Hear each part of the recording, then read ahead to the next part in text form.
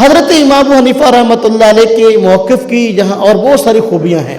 خوبیوں میں سے ایک بڑی خوبی یہ ہے جتنے اختلافی مسائل ہیں ان اختلافی مسائل میں امام ابو حنیفہ رحمۃ اللہ علیہ دلائل میں سب سے پہلے قرآن کریم کو پیش کرتے ہیں. کیا کرتے ہیں جی؟ آج کوئی بھی مسلمان اس بات سے انکار نہیں کر سکتا کہ مسلمانوں کے پاس جو دینی سرمایہ ہے دینی سرمایے میں قرآن کریم سے بڑھ کر اور کوئی چیز نہیں ہے. باقی جتنی چیزیں ہیں وہ قرآن کریم سے نچلے درجے کی ہیں. قرآن کا نمبر سب سے پہلے آتا ہے. امام ابو حنیفہ رحمۃ اللہ علیہ اپنے موقع پر سب سے پہلے قرآن کریم سے دلیل پیش کرتے ہیں اور فقہ حنفی سے کہا جاتا ہے یہ اوفق بالقرآن ہے. قرآن میں سب سے زیادہ اس کے موافق ہے.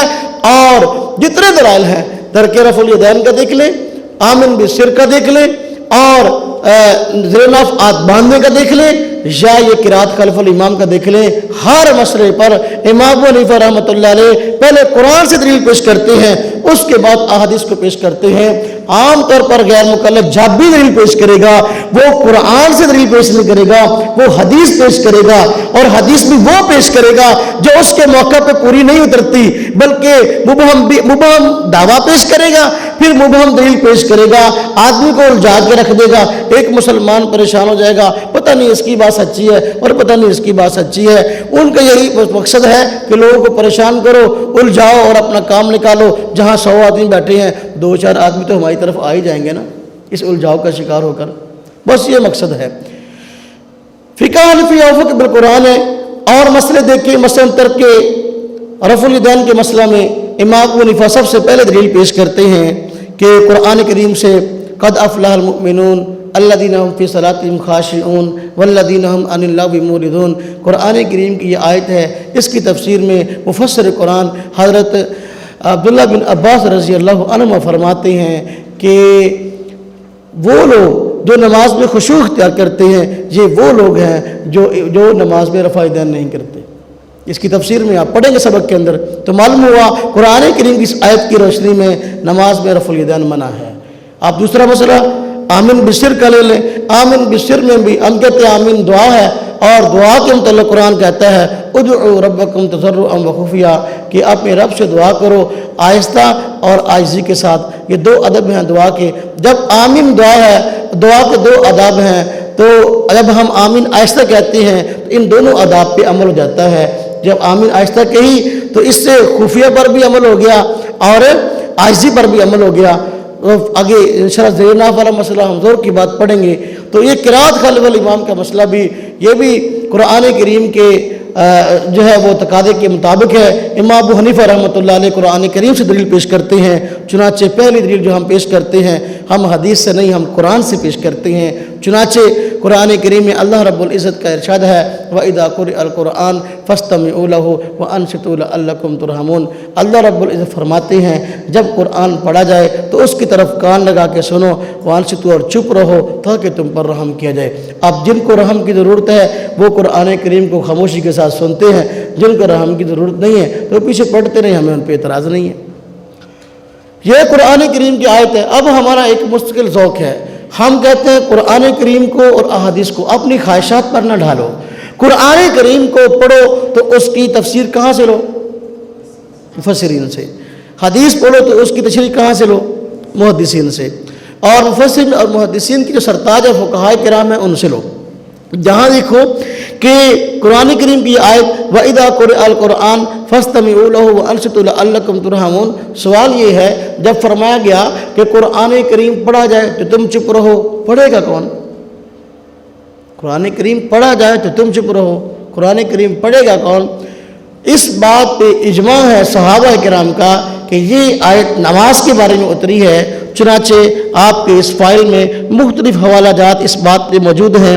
حضرت عبداللہ بن عباس رضی اللہ عنہ سے خود جو ہے کتاب القرات امام بہقی رحمۃ اللہ علیہ کتاب القرات ہے اس میں روایت موجود ہے خود کہ نبی کریم صلی اللہ علیہ وسلم کے پیچھے صحابہ کرام قرات کیا کرتے تھے اور آپ کے پیچھے جب صحابہ قرات کرتے تو قرات کا معاملہ خلط ملط ہو جاتا، جس کی وجہ سے نماز پڑھانے مشکل پیش آتی۔ قرآن کریم کی یہ آیت اتر آئی، وَإِذَا قُرِئَ الْقُرْآنُ فَاسْتَمِعُوا لَهُ وَأَنصِتُوا لَعَلَّكُمْ تُرْحَمُونَ، صفحہ نمبر 109 ہے، اس میں روایت خود موجود ہے۔ جب یہ بات ہے کہ یہ نماز کے بارے میں اتری، نماز میں جو ہے خلط ہو رہا تھا معاملہ، تو اب نماز میں قرآن پڑھنا منع آ گیا، تو کہا گیا نماز میں قرآن پڑھا جائے تو تم چپ رہو۔ اب سوال ہے، مقتدیوں کو تو حکم آ گیا کہ تم چپ رہو، اب پڑھے گا کون؟ ہم کہتے ہیں پڑھے گا امام، امام پڑھے گا، مقتدی سنیں گے۔ ایک ذمہ داری امام کی ہے، ایک ذمہ داری مقتدی کی ہے۔ امام کی ذمہ داری ہے قرآن کریم کو پڑھے، مقتدی کی ذمہ داری ہے قرآن کریم کو سنے۔ جہاں قرآن کریم کو پڑھنا عبادت ہے، وہاں قرآن کریم کو سننا بھی عبادت ہے کہ نہیں ہے؟ سننا بھی عبادت ہے۔ تو اس لیے تو ایک آدمی قرآن کریم اگر پڑھ رہا ہے تو پڑھتے ہوئے سجدے والی آیت پڑھ لے، تو دوسرا آدمی جو سن رہا ہے سجدہ اس پہ بھی ضروری ہو جاتا ہے کہ نہیں ہو جاتا؟ ہاں جی، معلوم ہوا کہ وہ بھی اس قرات والے عمل میں پڑھنے والے کے ساتھ شریک ہو جاتا ہے، اس لیے تلاوت کا سجدہ سننے والے پہ ضروری ہو جاتا ہے۔ اس لیے تو ہم کہتے ہیں معلوم ہو وہ قرات میں شریک ہے۔ جب امام قرآن کریم کی تلاوت کرے گا، قرات کرے گا، مقتدی سنے گا، تو مقتدی خود بخود امام کے ساتھ اس عمل میں شریک ہو جائے گا۔ امام سجدے والی آیت پڑھ لے گا تو امام سجدہ کرتا ہے تو مقتدی بھی ساتھ سجدہ کرتا ہے، اس طریقے اس عمل کے اندر شرکت ہے۔ جب یہ بات ہے تو پھر خود بخود معاملہ حل ہو گیا کہ امام کے قرآن پڑھنا مقتدی قرآن پڑھنا شمار ہو گیا۔ یہ تفسیر کا ایک حوالہ میں نے دیا۔ دوسرا حوالہ تفسیر ابن ابی حاتم امام رازی رحمۃ اللہ علیہ، تو جلد 4 صفحہ نمبر 259، اس میں خود روایت موجود ہے۔ حضرت محمد بن کعب القردی سے وہ فرماتے ہیں کہ نبی کریم صلی اللہ علیہ وسلم کے پیچھے جو ہے وہ پہلے قرآن کریم کی قرات کی جاتی تھی، لیکن بعد میں جو ہے وہ منع آ گیا، قرآن کریم کی یہ آیت اتر آئی، وَإِذَا قُرِئَ الْقُرْآنُ فَاسْتَمِعُوا لَهُ وَأَنصِتُوا لَعَلَّكُمْ تُرْحَمُونَ۔ جب یہ بات ہے تو پھر امام ابو حنیفہ رحمۃ اللہ علیہ کے موقف کی خوبی میں سے ایک بڑی خوبی یہ ہے، سب سے پہلے قرآن کریم کو پیش کرتے ہیں، تو قرآن کریم کی یہ آیت بتا رہی ہے کہ امام کے پیچھے قرات نہیں کی جائے گی بلکہ مقتدی چپ رہے گا، اس لیے ہم چپ رہتے ہیں قرآن کریم کے استقادے کی وجہ سے۔ اب پہلی خوبی۔ دوسری خوبی امام ابو حنیفہ رحمۃ اللہ علیہ کے موقف کی، جب بھی دلیل پیش کرتے ہیں، جب بھی پیش کرتے ہیں تو قرآن کریم کو سب سے پہلے لیتے ہیں، اس کے بعد دیکھتے ہیں کہ جو نبی کریم صلی اللہ علیہ وسلم کے مشن کے ترجمان لوگ تھے، آپ کے مشن کے ترجمانوں میں یہ ان مسائل کے اندر رجحان کس بات کی طرف رہا ہے۔ ظاہر بات ہے اس بات کو سب مانتے ہیں کہ نبی کریم صلی اللہ علیہ وسلم کے مشن کے سب سے بڑے ترجمان خلفائے راشدین تھے۔ تو امام ابو حنیفہ رحمۃ اللہ علیہ سب سے پہلے قرآن سے دلیل پیش کرنے کے بعد دیکھتے ہیں خلفائے راشدین کا عمل کس بات پر ہے، خلفائے راشدین کے موقف کو اپناتے ہیں، اور خلفائے راشدین کی وجہ سے دین اسلام پوری دنیا کے اندر پھیل گیا ہے۔ خلفائے راشدین کے لگاؤ اور محنت کی وجہ سے، عمل کی وجہ سے پوری دنیا میں اسلام پھیل گیا ہے، آپ صلی اللہ علیہ وسلم کے مشن کو انہوں نے پھیلایا ہے۔ جب یہ بات ہے اس لیے امام ابو حنیفہ رحمۃ اللہ علیہ خلفائے راشدین کو دیکھتے کہ ان کا موقف کیا ہے۔ دیگر مسائل میں بھی اس مسئلہ میں بھی یہ موقف دیکھا، جب دیکھا گیا تو بات سامنے آئی، خلفائے راشدین اس بات کے قائل ہیں کہ امام کے پیچھے قرآن پڑھنا منع ہے۔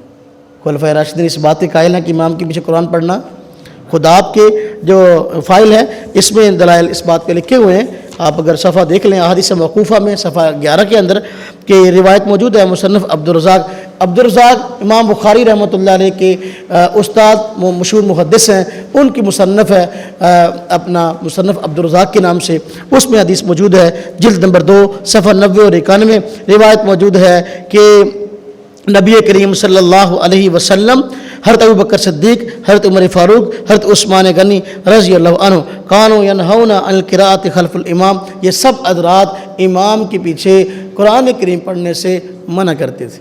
نبی پاک صلی اللہ علیہ وسلم بھی منع کرتے تھے، سیدنا ابوبکر صدیق بھی منع کرتے تھے، حضرت عمر فاروق بھی منع کرتے تھے، اور حضرت عثمان رضی اللہ عنہ بھی منع کرتے تھے۔ جہاں نبی پاک صلی اللہ علیہ وسلم کا عمل سامنے آ گیا وہاں ابوبکر صدیق کا بھی آ گیا، حضرت عمر فاروق کا بھی آ گیا، حضرت عثمان غنی کا بھی آ گیا۔ اگلی روایت دیکھیں، حضرت علی رضی اللہ عنہ کا عمل، مصنف ابن ابی شیبہ محدث ابن ابی شیبہ جو ہیں یہ بھی امام بخاری رحمۃ اللہ علیہ کے اساتذہ کی لسٹ میں آتے ہیں۔ الحمدللہ ہم اپنے موقع پر امام بخاری رحمۃ اللہ علیہ سے بھی دلائل پیش کرتے ہیں، امام بخاری رحمۃ اللہ علیہ کے اساتذہ سے بھی دلائل پیش کرتے ہیں، ان کے شاگردوں سے بھی پیش کرتے ہیں۔ الحمدللہ ہمارے موقع پر بخاری میں دلائل موجود ہیں اور ان کے اساتذہ کی کتب میں دلائل موجود ہیں، ان کے شاگردوں مثلا امام ترمذی وغیرہ ان کے شاگردوں کی کتابوں میں دلائل موجود ہیں۔ الحمدللہ ہم تو سب سے دلائل پیش کرتے ہیں۔ امام مسلم امام بخاری کے شاگرد ہیں، صحیح مسلم سے روایت پیش کرتے ہیں، وَإِذَا قَرَأَ فَأَنصِتُوا، نبی پاک صلی اللہ علیہ وسلم نے شاہ فرما دیا جب امام قرآن پڑھے تم چپ رہو۔ تو دیکھو ہم نے دلائل میں سے کس شک کو چھوڑ دیا، ہم تو استاد کی بات ہی پیش کرتے ہیں۔ امام بخاری کے استاد دلیل پیش کر رہے ہیں، نبی پاک صلی اللہ علیہ وسلم، ابوبکر صدیق، حضرت عمر فاروق، حضرت عثمان غنی یہ امام کے پیچھے قرات سے منع کرتے تھے۔ دوسرے استاد امام ابن ابی شیبہ کہتے ہیں، حضرت علی رضی اللہ تعالیٰ عنہ کے متعلق کی روایت ہے، حضرت ابن ابی لیلہ سے مروی ہے کہ آپ نے فرمایا من قرأ خلف الامام فقد اخطأ الفطرہ، جس آدمی نے امام کے پیچھے قرات کی اس نے فطرت کی خلاف ورزی کی، جس نے امام کے پیچھے قرات کی اس نے فطرت کی خلاف ورزی کی۔ اب حضرت علی بھی ہو گئے، حضرت عثمان بھی ہو گئے، حضرت عمر فاروق رضی اللہ عنہ بھی ہو گئے، حضرت ابوبکر صدیق بھی ہو گئے۔ امام ابو حنیفہ رحمۃ اللہ علیہ کے موقف کی یہ خوبی ہے، یہ قرآن کریم کو سب سے پہلے لیتے ہیں، پھر خلفائے راشدین کے طرز کو دیکھتے ہیں۔ دین ان حضرات کے واسطے سے آیا ہے۔ آج 1400 سال بعد آج ہم کوئی مسئلہ اگر حل کرنا چاہے اپنی عقل، اپنے مطالعے اور اپنے سوچ اور فکر کی بنیاد پہ حل نہیں کر سکتے۔ یہی شخصیات ہیں جنہوں نے صحیح معنوں میں دین کو پہنچایا پوری دنیا تک۔ وہ جو قرآن کریم کی آیت تھی لِیُظْہِرَہُ عَلَى الدِّینِ کُلِّہ، کہ پورے دین کو جو ہے وہ غلبہ نصیب ہونا ہے، وہ غلبہ نصیب انہی حضرات کے ذریعے ہوا تھا، خلفائے راشدین کے ذریعے۔ آج کوئی آدمی کہتا ہے امام کے پیچھے فاتحہ نہ پڑھو نماز نہیں ہوتی، ہم کہتے ہیں جن شخصیات کے ذریعے دین کو غلبہ نصیب ہوا ہے وہ شخصیات امام کے پیچھے قرات سے روک رہی ہیں۔ نبی پاک صلی اللہ علیہ وسلم بھی جو ہے وہ قرات سے روک رہے ہیں اور قرآن کریم بھی قرات سے روک رہا ہے۔ تو پھر اگر آپ ایسی بات کرتے ہو تو ہمیں آپ کی کوئی بات کی پرواہ نہیں ہے۔ الحمدللہ ہم اپنے موقع پر مضبوط دلائل رکھتے ہیں۔ لا الہ الا اللہ، لا الہ الا اللہ، لا الہ الا اللہ، ما لنا رب سوا۔ لا الہ الا اللہ، لا الہ